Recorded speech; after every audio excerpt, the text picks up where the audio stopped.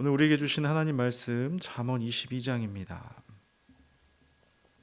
잠언 22장 17절에서 29절까지 말씀입니다. 잠언 22장 17절에서 29절까지 말씀 한 절씩 교독하시고 마지막 절 합독하시겠습니다. 너는 귀를 기울여 지혜 있는 자의 말씀을 들으며 내 지식에 마음을 둘지어다.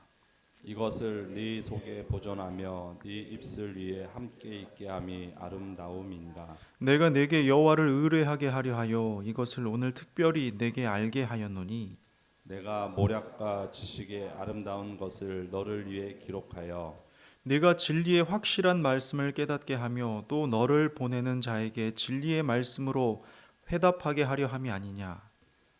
약한 자를 그가 약하다고 살취하지 말며 공고한 자를 성문에서 압제하지 말라. 대저 여호와께서 신원하여 주시고 또 그를 노략하는 자의 생명을 빼앗으시리라. 노를 품는 자와 사귀지 말며 울분한 자와 동행하지 말지니 그의 행위를 본받아 내 영혼을 올무에 빠뜨릴까 두려움이니라. 너는 사람과 더불어 손을 잡지 말며 남의 빛에 보증을 서지 말라. 만일 갚을 것이 내게 없으면 내 누운 침상도 빼앗길 것이라. 네가 어찌 그리하겠느냐. 네 선조가 세운 옛 지식의석을 옮기지 말지니라. 함께 봅니다. 내가 자기의 일에 능숙한 사람을 보았느냐? 이러한 사람은 왕 앞에 설 것이요 천한 자 앞에 서지 아니하리라. 아멘. 나는 내가 모른다는 것을 안다. 소크라테스가 남긴 이 한마디는 서양 철학사를 바꿔놓았습니다. 당시에 많은 사람들이 지혜롭게 보이기를 원했고 또 스스로를 그렇게 평가하던 문화 속에서 소크라테스는 참 지혜란 자신이 모른다는 걸 아는 것이라고 역설했지요. 이 말은 단순한 겸손의 표현이 아니었습니다. 자신이 많은 것을 안다고 착각하는 순간 더 이상 배울 수 없는 사람이 되어버립니다. 그러나 자신의 무지를 인정하는 순간 비로소 참된 지혜를 향한 문이 열린다는 것이죠. 스티브 잡스는 스탠포드 대학 연설에서 이렇게 말했습니다. Stay hungry, stay foolish. 배고파하고 어리석게 남아 있으라. 이 또한 소크라테스의 역설과 맥을 같이 하는 말입니다. 우리도 생각해 볼 필요가 있습니다. 지혜는 과연 내 안에 있을까요? 아니면 외부에 있을까요? 지혜뿐만 아니라 많은 이들이 바라고 원하는 좋은 것들이 과연 내 안에 존재하는 것일까요? 아니면 내 밖에 있는 것일까요? 선은 내 안에 있을까요? 진리는 어떠한가요? 이에 대한 대답이 중요한 이유는 이 답변에 따라 우리의 태도가 달라지기 때문입니다. 실제로 모든 좋은 것이 내 안에 있다고 생각하는 사람은 이것을 찾기 위해 명상이나 수도 같은 방법을 통해 자기 자신에게 몰두합니다.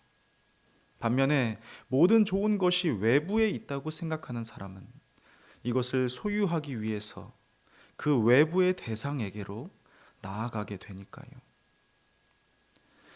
그렇다면 무엇이 정답일까요? 네, 아닙니까? 바뀝니까? 오늘 본문은 이에 대해 명확히 말씀해 주고 있습니다. 17절인데요. 너는 귀를 기울여 지혜 있는 자의 말씀을 들으며 내 지식의 마음을 둘지어다 합니다. 귀를 기울여 지혜 있는 자의 말씀을 들으라 합니다. 또한 그분의 지식의 마음을 두라고 합니다. 성경은 분명하게 모든 좋은 것이 외부에 있음을 말씀하며 무엇보다 중요한 건 얻고자 하는 이에게 열려 있음을 말씀합니다. 19절과 20절에서는 이것을 더욱 확증해 줍니다. 내가 내게 여호와를 의뢰하게 하려 하여 이것을 오늘 특별히 내게 알게 하였노니 내가 모략과 지식의 아름다운 것을 너를 위해 기록하여. 그렇습니다.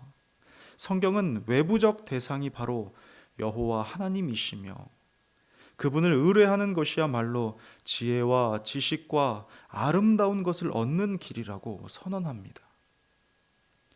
그렇다면 우리가 여호와 하나님을 의뢰한다는 것은 어떤 의미일까요? 이에 대해 21절에서는 이렇게 말씀합니다. 네가 진리의 확실한 말씀을 깨닫게 하며 또 너를 보내는 자에게 진리의 말씀으로 회답하게 하려 함이 아니냐. 바로 말씀입니다. 본문의 의뢰하다는 신뢰와 동일한 말입니다. 그러니 하나님을 의뢰하는 사람은 곧 하나님의 말씀을 신뢰하게 될 것이고 자연스레 이 말씀을 듣고 배우고 따르게 되는 것입니다. 그리고 이러한 삶이야말로 진리 안에 거하는 삶이요 진리를 선포하는 삶으로 나아가게 된다는 것이죠. 마틴 루터는 말했습니다. 나는 하나님의 말씀에 사로잡혔다. 나의 양심은 하나님의 말씀에 사로잡혀 있다. 이것이 바로 의뢰하는 자의 고백입니다.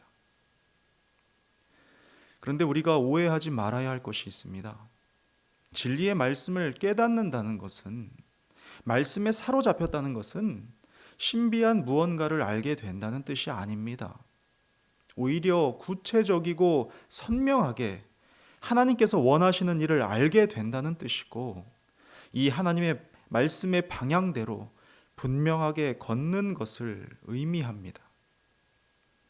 본 회퍼는 그의 저서에서 하나님의 말씀은 우리의 삶을 바꾸기 위해 주어졌다. 만약 그렇지 않다면 그것은 진정한 말씀이 아니다 라고 말합니다. 그렇습니다. 진리의 말씀은 일상의 삶 속에서 실천되는 것입니다. 어떻게 가정을 이끌어야 하는지, 어떻게 일터에서 살아야 하는지, 어떻게 관계를 맺어야 하는지, 어떻게 재정을 사용해야 하는지, 이 모든 구체적인 영역에서 하나님의 뜻을 알고 걷는 것이죠. 여러분 혹시 복잡하게 생각하고 계시지는 않습니까? 진리는 어려운 철학이 아닙니다. 말씀을 듣고 믿고 순종하는 단순함 속에 있습니다. 오늘도 하나님께서는 우리에게 말씀하고 계시죠. 이 내용이 22절에서 29절까지 이어집니다. 먼저 22절을 보십시오. 약한 자를 그가 약하다고 탈취하지 말며 곤고한 자를 성문에서 압제하지 말라.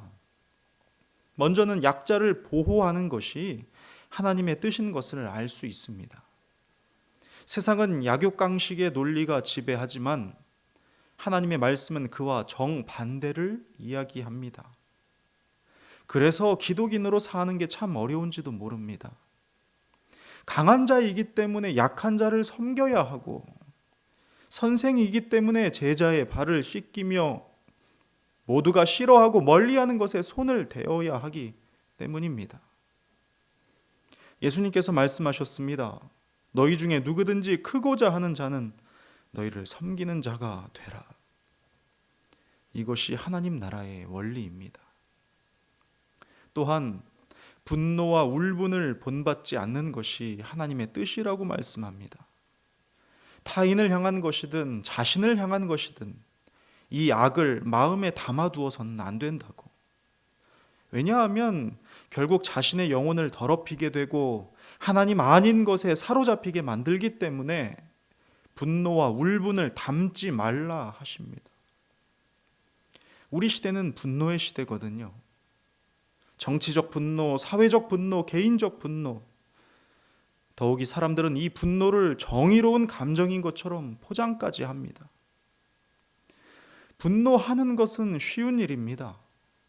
하지만 올바른 대상에게 올바른 타이밍에 올바른 목적과 올바른 방법으로 분노하는 것은 매우 어려운 일입니다.